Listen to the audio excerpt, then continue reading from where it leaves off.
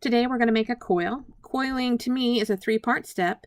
There's the small coil that goes over a mandrel.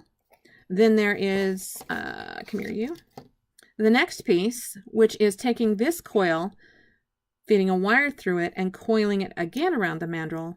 And then the third one is the decorative coil along the edge. So this is the base coil. You can coil it by hand, but I suggest that you coil it using a drill or a jig, because otherwise you get different intervals, different lengths, different tightnesses. It won't look as well when you're done. So I'm going to go ahead and run a couple inches up on the drill, and I'll be right back. As you can see, by coiling it on the drill, you get a nice, even coil. Well, if I could get it to focus, I would for you.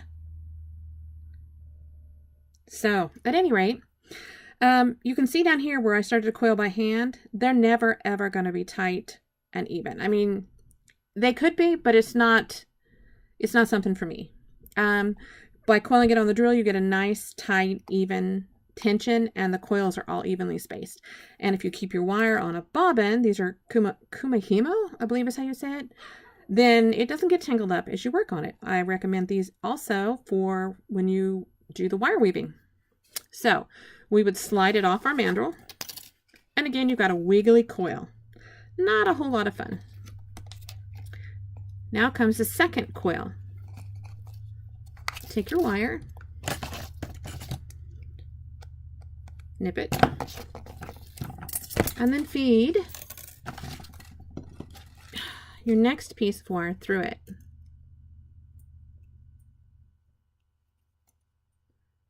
Come on, there you go.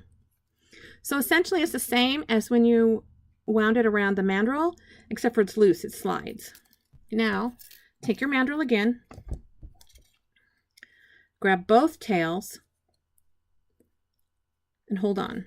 And then what you're going to do is wind it. Now you need the tail out of the way, otherwise you'll just have a snarly little mess. You're going to wind it around the mandrel as if you were making the smaller coil.